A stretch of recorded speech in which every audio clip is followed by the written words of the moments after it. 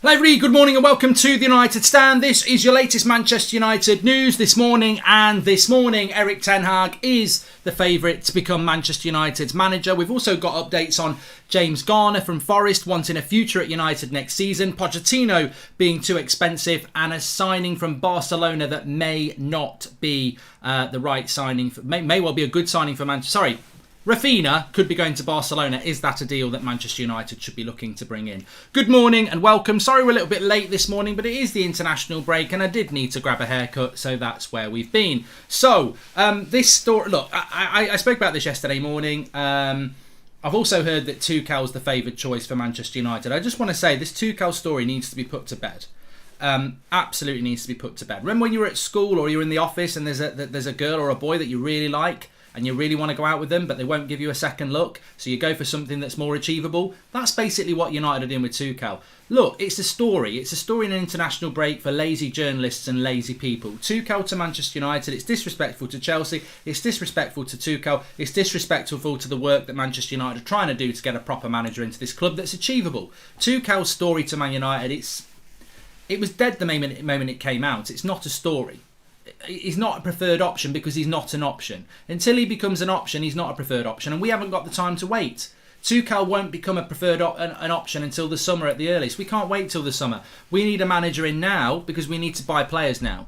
We can't wait till the summer. There's no, at the end of the day, even if Tuchel says at the end of the season, I think I want to leave Chelsea, come to Man United, it's a bit like a Formula 1 car getting Lewis Hamilton, but it's got no engine. Like, we've got to get these transfers done. We've got to go for what's available now. As in life, as always in life, sometimes the opportunity is not there. Maybe Tuchel will be available in July, but right here, right now, we need a manager that is available in March so we can start rebuilding this football club. And I think we all know who that manager should be. It should be Ten Hag. So, look, let's get on with the show. This story came from last night. This is from The Sun. Now, before I say that, everyone knows The Sun is not the best outlet in the world, but Neil Custis has been a Manchester United correspondent for many a year, and is not a journalist to be ignored. He gets things wrong. He definitely gets things wrong, but he definitely gets things right. So I don't think you can completely ignore him. What he said last night was that Erik ten Hag is the favourite to become Man United's new boss. Suddenly people want to listen to him. But no, he said Erik ten Hag is favourite to become Manchester United's new boss after a set of dossiers were completed on all candidates. The club have compiled exhaustive background checks on each of their possible targets, with the Ajax coach coming out well on top. It was neck and neck between Ten Hag and Pochettino, but after the club spent weeks putting together their dossiers, they now believe it is Ten Hag who can lead United back to the summit of English and European football. I mean, I've got to say, we're not buying a bloody housing estate and looking to build loads of houses. And we're looking whether it's in the green belt and what the electricity pipes are like, etc. I've heard... I'm a cynic until proved otherwise with this board, and your dossiers and exhaustive research can get in the bin. It can get in the bin with your Ollie appointment, it can get in the bin with your Di Maria signing, it can get in the bin with every mistake you've made in the last 9 years. Because I remember a story about Manchester United and right-backs. Apparently, we had a dossier on every right back. Apparently, we scouted over 50 right backs, and we ended up spending £50 million on Aaron Wan-Bissaka. Now, I like Aaron Wan-Bissaka, but if you've spent a year or two researching all the right backs across Europe, and you've done a dossier on every single one of them, and you spend £50 million on a Crystal Palace right back, you failed. And I don't mind Wan-Bissaka. I think he's a good right back. But if you did spend a year researching right backs, you wouldn't spend £50 million on Aaron Wan-Bissaka, would you? There's plenty of other right backs that were a lot cheaper who are as good or potentially better. So Man United pretending that they've spent months and months exhausting, putting together brand packs and dossiers on Erik ten Hag. I mean, I want to see the dossier. Release the Snyder Cut. I want to see the dossier on Pochettino and Ten Hag. I want to see what's in it. Is it all infographics and who can get the most followers on Instagram? And I want to know what's in there. Or is it actually about what we did yesterday afternoon, where Ten Hag's tactics explained? Because to be honest with you, that could take somebody half an hour to put together. Does this mean the board are now competent, says Armin? I mean, they will be competent if they get the right man. But ultimately, I think they're overheading the... I mean, you know what it's like? when I see a leak like this, I think Ten Hag is the most obvious option. Liverpool fans know it, Man City fans know it, Arsenal fans know it. They don't really want us to get Ten Hag, they want us to get Poch. There's the biggest clue. Biggest clue in the world. Our rivals want us to get Poch. Don't get Poch. It's like rival friends used to message me when they were playing us and say, I hope Fellaini's playing today. And I'd go, yeah, because they know his shit, like I do. But Pochettino, not the right man for the fans, whatever, okay. But the club seem to want to spin this. They're like they're geniuses. We've spent months researching and we've decided that Ten Hag is the best man for the job. Can I just stop you there? You've spent months wasting your time because you could have just gone online 7 months ago and realised that Ten Hag's the manager that everyone thinks we should get. God knows what you've been researching, but you've wasted your time. There's some poor lad or lady, or both, sat in a bloody broom cupboard for the last 6 months, running through the bloody internet and stats and everything like that, coming up with a big reams of paper for Arnold and everyone to read and go, yeah, we've run the numbers and Ten Hag has come out on top.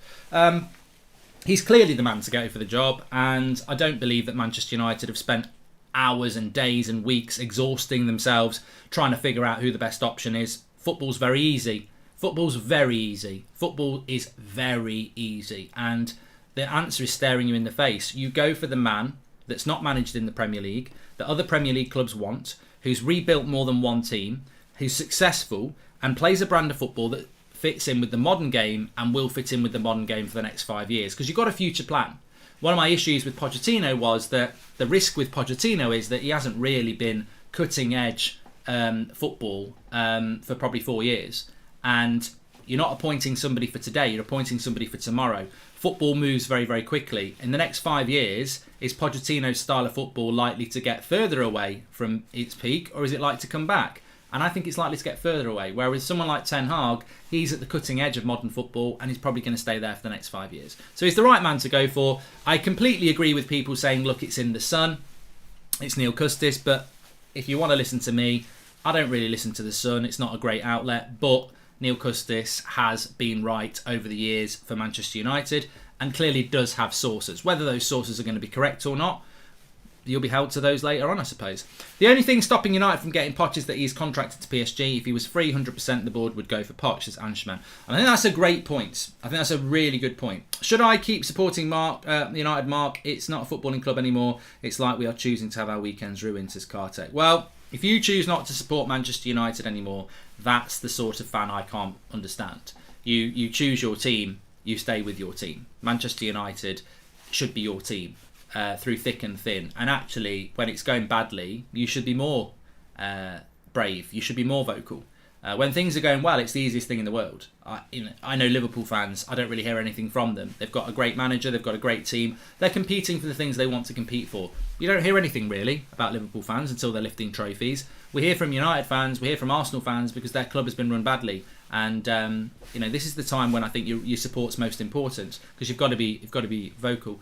Thoughts on Garnacho? He's been called up to the Argentinian national team and never even sniffed first team football. Well, Harris, we're sort of in a news show at the moment, and I do not like being drifted away from topics. But we'll talk about that in a little bit because it is interesting that he's been called up to the national team for Argentina before he's played first team football. But I think that's just because Argentina.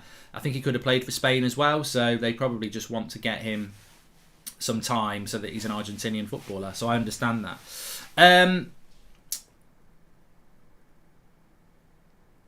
The reality is that I'm not just to answer your question. Somebody just said there about channel fights or something like that, mate. The only reason other channels want to have a pop at me is because they're small. That's what it's about. I'm like, no one's pulling me into any channel arguments. Those days are 3 or 4 years old.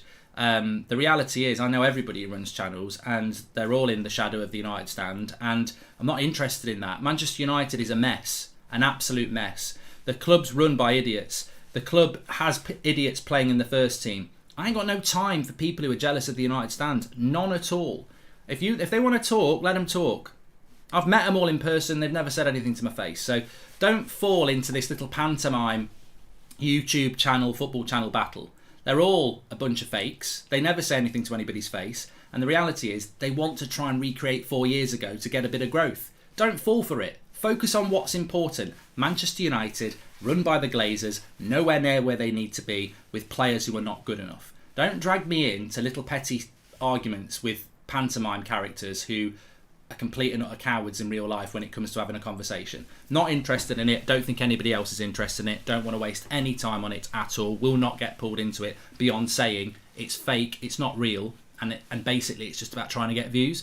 So, back to what's most important. Ten Hag favourite for the Manchester United job. But there was a brilliant comment there about Pochettino. And I would pose this question to you. If Manchester United, if Pochettino was available as Ten Hag is available now, and what I mean by available is Ajax are willing to talk to Manchester United to discuss a package for Ten Hag. They know Ten Hag's going to go in the summer. They're happy for him to go. They're not happy for him to go, but they're open to discussing it. Imagine if Pochettino was in that situation with PSG, where PSG were happy to talk to United, they know he wants to go in the summer, and they're happy to be reasonable. I think maybe United would go for Pochettino, but I also think it's a hypothetical that we don't really need to worry about. I think it could be true, but it's to our benefit anyway. For once, Stu says United stand is the real deal for the fans. Thank you very much, says Stu Mellon.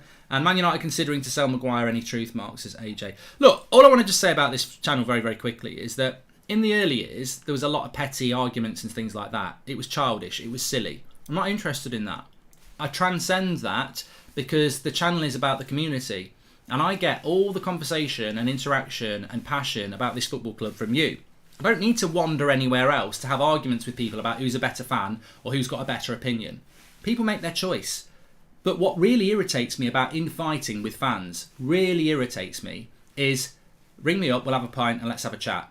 We don't need to do it on camera. You know why? Because it dilutes the problem. The problem is not what a fan thinks about Harry Maguire or what a fan thinks about Bruno Fernandes. The problem is our club is nowhere near where it needs to be. You can dislike my opinion, you can dislike people in the opinions chat in the community, but do not tell me that this club is where it needs to be, and do not distract me from that conversation with your own petty jealousy. I'm not interested.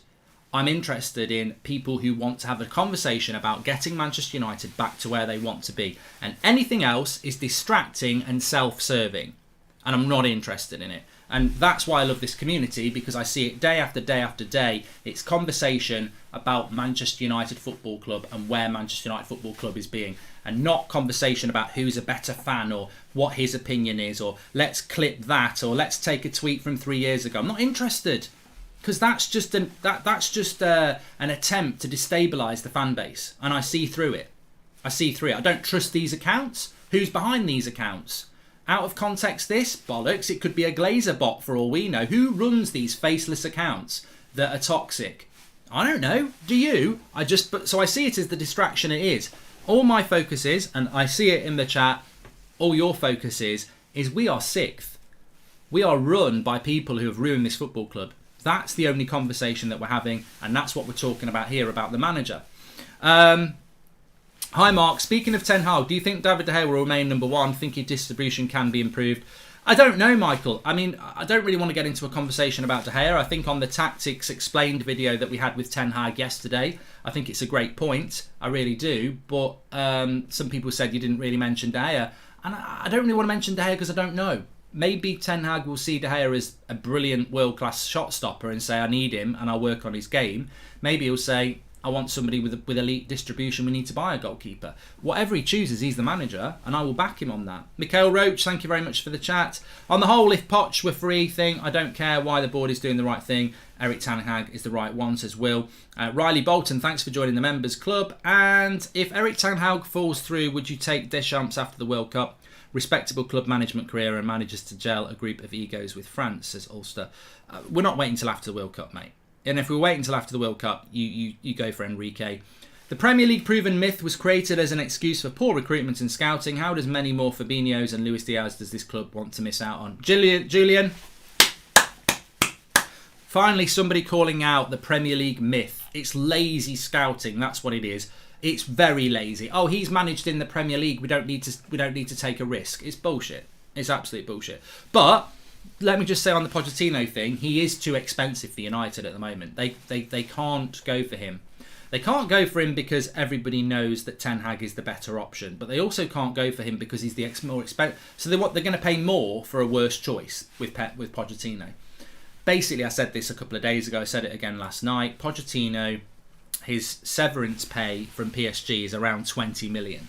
And he'll want his coaches as well. So it's about 20 million for the whole package. It won't be even half that. It probably won't even be a quarter of that for Ten Hag. So United, for once, the tightness of this club and the money focus of this brand will benefit us, because one of the reasons they won't go for Pochettino is because the money will make them laughable. So actually, for once in probably 16 years, United's greed will help us get the manager that we want if you want Ten Hag, because Pochettino is very expensive.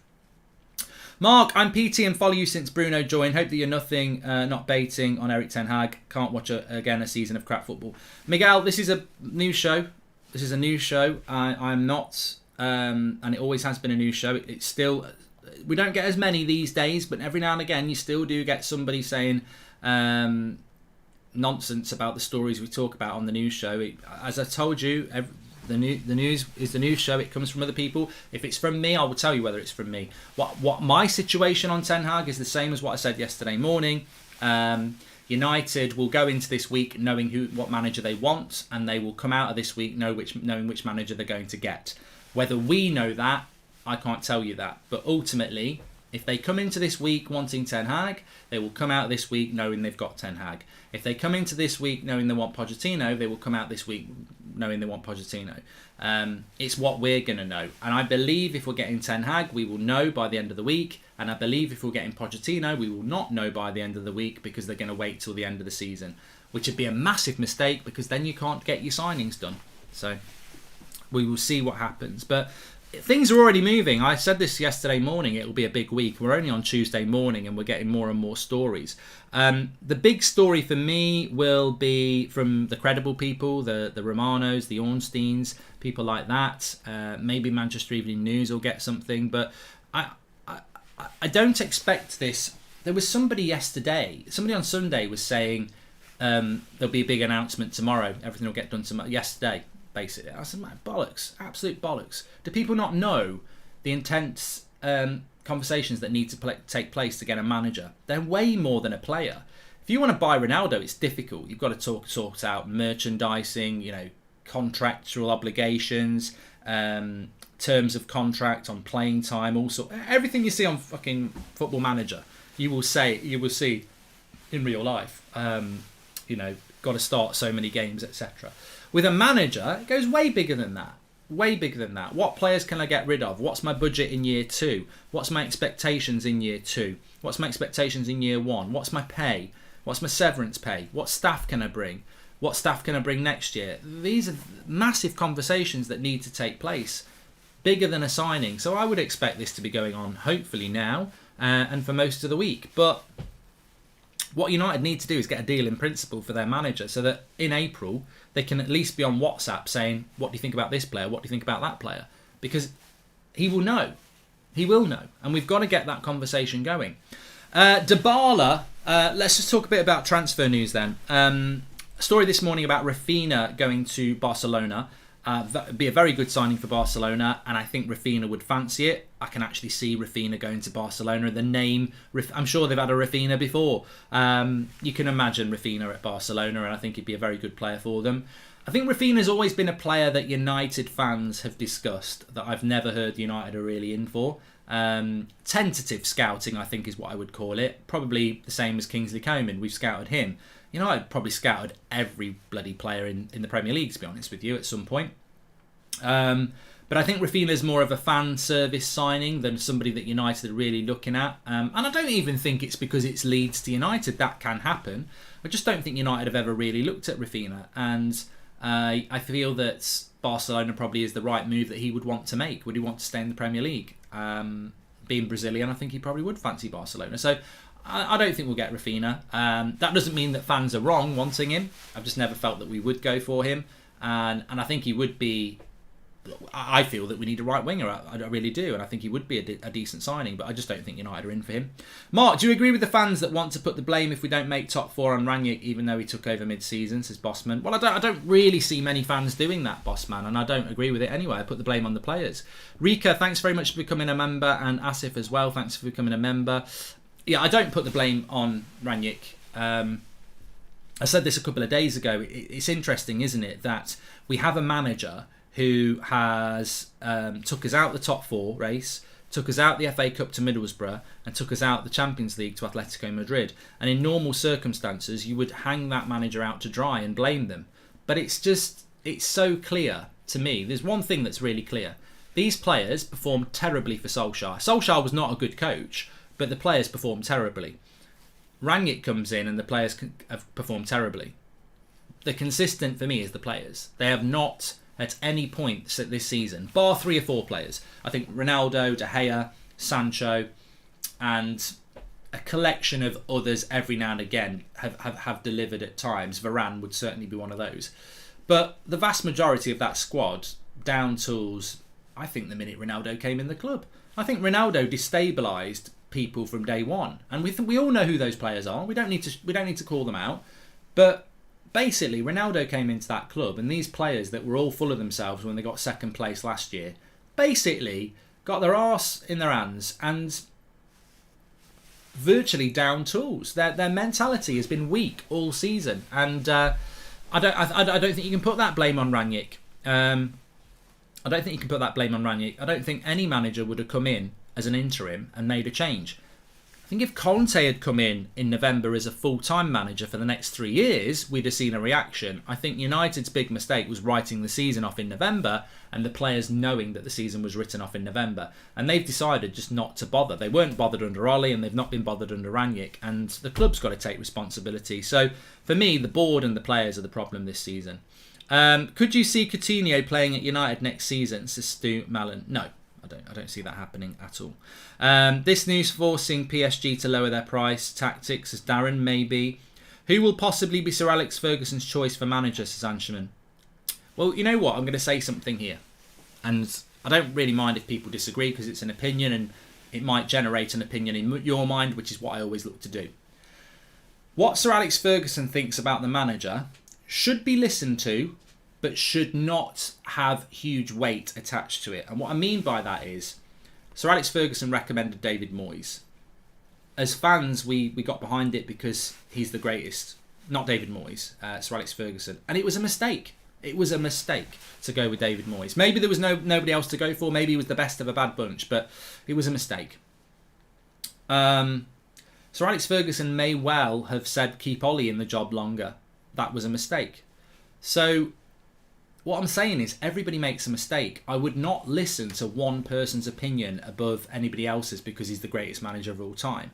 We live in a different era, and it's already been proven that when Sir Matt Busby retired, the club lurched into 2.5 decades of not winning a title. And is history repeating itself? So I said this a few weeks ago. I love Sir Alex Ferguson. Won't hear a bad word said against him. I think he's beyond any criticism in my mind. But I wouldn't be hanging on his every word because I think we've got to have a new, fresh approach. We need a new United, which is what he built when he came down from Aberdeen. So we need a new, fresh United. On the other hand, if he says Ten Hag, listen to him. But on a more serious note, the one group I would not listen to, categorically not listen to, is the players. I don't care whether it's De Gea, Ronaldo, Bruno, Maguire. I would not listen to any player on what they want at Manchester United. And the scary thing is, we keep hearing from good sources that the players want this, the players want that. And what I do know as a fact, an absolute fact, is that board do listen to certain senior players who this season have been appalling. There are players in that Man United first team who've got the ear of the board. Now, you listen to Ince when he comes on the show, or you listen to Roy Keane on the telly, or Gary Neville. They did not have the ear of the board. They didn't even have the ear of Sir Alex Ferguson. The manager ran that club. Players would never go above him, and they would never go and ask him. There was something from Gary Neville a few weeks ago saying that I can't remember what player he was talking about, went into the dressing room and went into Sir Alex's office asking him about something, and he was like, we'd never have done that. I can't remember who it was, it might have been Cantona or something like that. He said you had to be a certain type of player to even go in his office and ask for something. We've got players who are having chats with the board about who the manager's going to be and what signings we should make. I don't care if it's Ronaldo. He should not have any influence on the manager. You know why? And it's staring everybody in the face. No manager should be chosen by the staff. Player, no matter how good they are the staff. When I used to work in an office, in banking or back over in Ireland, if the head boss had come down from the boardroom and said to me, who do you want as your manager? We've got three options here. In my early 20s, I probably would have picked the most attractive one because I was that basic. Or I'd pick the one that looks like they're a bit of a laugh. You know, to be honest with you, if you've got the best candidate for the job and you've got David Brent, I'd go for David Brent because he's funny. You can't listen to your staff about your manager because they'll go for somebody that's suitable for them. And we need somebody who's suitable for Manchester United. So I don't know why we keep hearing about what the players want. I could not give a damn what the players want. I don't want the players to get what they want. I want the players to do their job. They are not powerful. They are pawns in a game of chess to be moved by the people in power. And that should be the manager. I don't care what the players want. They should have no say in it at all. They've lost all element of trust this season, a lot of these players as well. Imagine a player going to the board. Can you get Pochettino? Because I think he'll make me play better. I'd say, get out. Get out, you absolute bloody embarrassment. A manager's going to make you play better. You're on 200 grand a week, you joke. Get out, joker. Get out, you're a messer. Get out. You should watch Vitina CDM replacement of Neves, says Miguel. Musa, I've got a bit of porridge there. Musa Diaby from Leverkusen would be a great addition to the squad. We have been linked to him, though. I'd put him in the same category as Rafinha. We've probably looked at him, but we have been linked to him. Ken says, while I'm all for Ten Hag, would he be able to fix the mess that is our board and structure, says Ken. It's all about the structure. It's all about the players. Well, the honest answer, to be honest, I saw somebody saying it on social media today and they were like, oh, United fans acting like Ten Hag's going to get them back winning a title. I don't know any United fan who's thinking like that.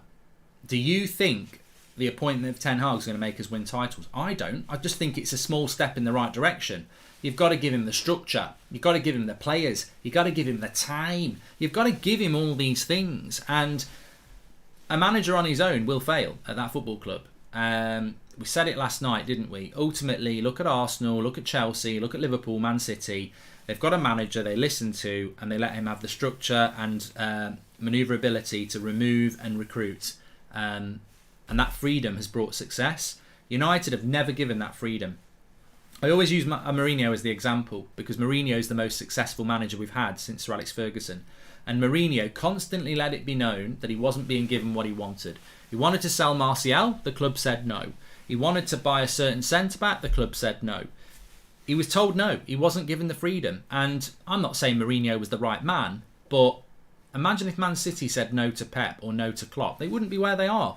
You've got to give them what they want. We should go for Adeyemi. I would love Adeyemi at Manchester United, Richard. I think he'd be the perfect sort of signing. Dybala, I must talk to you about Dybala. I'm a big fan of Juventus. It's always been my Italian team. I started watching Italian football after Italia 90. It used to be on Channel 4 and I've always kept an eye on it. And Juventus was always my favourite team because Notts County's from Nottingham and they're black and white, the oldest club in England. And Juventus got their kit idea from them. I think they lent him a kit and that's where it comes from. So I always felt an attachment to Juventus. And I always keep an eye on Juventus. So I know a lot about Dybala and we have been linked to Dybala a few times.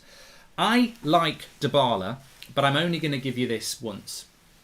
Or again, if you ask me again. But I will say this once and I will not change my opinion on this. Right here, right now, in 2022, do I want Dybala on a free? No. And the reason I don't want him is I really like him. I think he's a really good player. And at different times in the past, I probably would have took him. But right here, right now, I wouldn't. Juventus don't want to give him the money he wants. He doesn't actually play for Juventus as much as he should have been playing for Juventus over the last 2 or 3 years. That's not to say he doesn't start games, but he should be their iconic star player, and he's never really turned into that. He's got the potential. He should be that. He's got the potential to be that. He's that good. My big concern with Dybala, and I've always had it, is I'm not convinced the Premier League suits Dybala. I'm not convinced. Serie A is factually slower than the Premier League. It's energetic, it's quicker. I'm not convinced Dybala will work in the Premier League, and therefore I'm out. I'm out. Slow Sports News, I'm out. Because we cannot, and I have to be consistent with myself, we cannot go for high-risk players right here, right now. Man City could go for Dybala. Pep could see a player there that's going to work in his system and he can develop him. And it's a risk worth taking. Liverpool could see it and go, that's a risk worth taking. Because they're already at the top of the tree. And when you're at the top of the tree, you can take a risk. We are trying to climb the tree. You can't take a risk. You know, you can't put your foot on something that looks wet that could be slimy. You've got to go for something you've got to put your foot somewhere that's firm. And I think Dybala's too much of a risk. And he's an expensive risk. And we've got, at some point, somebody in that football club or in the fan base has got to go, yeah, he's a good player and I really like him, but he's not the right player for now. You know why he's not the player for now? Because he's free. His wages will be about 250 grand a week. He comes to United, after 6 months we go, shit, we've made a mistake there. He's on a 4-year deal on 250 grand a week. We're screwed. We're stuck. Like we were with Sanchez, like we are with Maguire, like we are with Ramsey. Massive wages on players that really nobody else want and we're stuck with. We can't take those risks anymore. You've got to go for the... At least if you bring somebody in like, I don't know, a Bissouma or an Anthony from Ajax, their wage is going to be about 100 grand a week. If they don't work out, it's not a huge loss. Dybala's a huge risk. One, I'm not sure he'd work in the Prem, and two, if he doesn't work, his wages would be absolutely draining on us. Do we need that sort of player as well? Dybala is old. We should go for young players. I think he's only 28, Ori. I don't think it's his age thing. But, yeah. I mean, if we get him, I wouldn't be unhappy because I do like him. But I'm not 100% sure he's the right player for Manchester United. I'd happily be proved wrong. I do really like him, but I just don't think it's right. One player I do need to talk about is James Garner. On loan at Forest. If you've been watching Forest in the FA Cup, I think I've seen them play 3 times this season. I've seen them play Arsenal, Leicester and Liverpool. All Premier League opposition, all top half of the Premier League opposition. And in no game did he look out of his place. Now, I'm in a balanced position with Garner because there's a story this morning from The Athletic saying that he really wants to be given a shot in the United midfield this year. I agree with him. If I'm James Garner and I'm watching United and I'm looking at McTominay and Matic and Fred, knowing that Pogba's going to go, Donny's already gone on loan, Bruno's out of form, I'm backing myself. I'm looking at that midfield and going, well, I back myself. And what I see with Garner, even in only the 3 games I've watched him fully this season, because I've seen bits of him, I've seen highlights of his goals and stuff like that, but the 3 games I've watched him this season have been the Premier League games because it's Premier League opposition. When I've watched Garner, I see a player that is ridiculously confident. He wants the ball all the time. And when he gets the ball, he doesn't panic. He can pass and move. He's very confident on the ball. He's a really good player. I said it on Sunday when Forest played Liverpool. And I said, if you didn't... The thing with Mia Garner is, though, if he wasn't on loan from Manchester United and he was just a Forest player and he was 21 or 20 and you were watching that game, would you all be going, let's sign James Garner? And the honest answer is no, you wouldn't. The performance was not standout. It was good, but it was not standout enough to go, that's the solution to our CDM. You'd still want Tchouameni, you'd still want Declan Rice. Right, okay, that's the case. But he is a Man United player on loan, and he is a player that hasn't looked out of place when he's played Premier League clubs. And he's definitely got more gears. The question is what you do with him next season. Now, I believe that he has to play first team football next year. I just don't know whether it's at Manchester United. My feeling at the moment is I'd like him to go to a Southampton or a Brighton and play first team football for 20, 30 games. Because I think if he's at United, he'll be lucky to play 5 Premier League games. He'll be on the bench a lot, he'll play a bit of Carabao Cup, he'll train with the first team. I don't want to ruin his growth because I think the last 18 months playing at Forest in the Championship has been brilliant for him. And he's one of the few players that we've really got the development right. They're a good talent with a great ceiling and we're developing them in the right way. I don't want to ruin his growth next year by saying, Yeah, come and train with the first team and then never play. We've done that with players before. We've done it with Gomez, we've done it with Chong. We've got to make sure that next season's the right season. What he's proved is he's not out of place when he plays against Premier League clubs. Is he ready to start for Man United? That's a huge ask. It's a huge ask. Is he ready to start for Brighton? Yeah. And I think that is Man United's problem and Garner's problem to solve. If we keep him next season and he starts game for United and he's good enough, happy days. But that's a big if. If we do keep him, I think he'll end up on the bench not playing much. And I personally think we would be better and he would be better playing 20 to 30 games in the Premier League for a lower Premier League club. So we'll have to wait and see. Why blame Poch and agree with comments that he lost a one-horse race last season, even though he took over mid-season with PSG struggling in the leagues as boss man? Mate, he should have won the bloody league last year.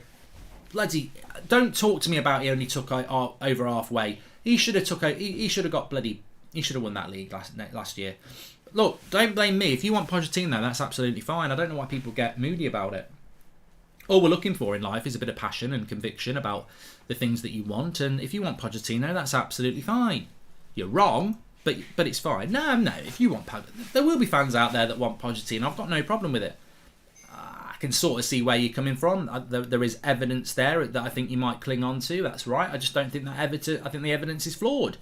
And I'll call it out like I did last night. I mean, this whole he battled well against Poch and against Pep and Klopp is nonsense, isn't it? But look, let's see what today brings.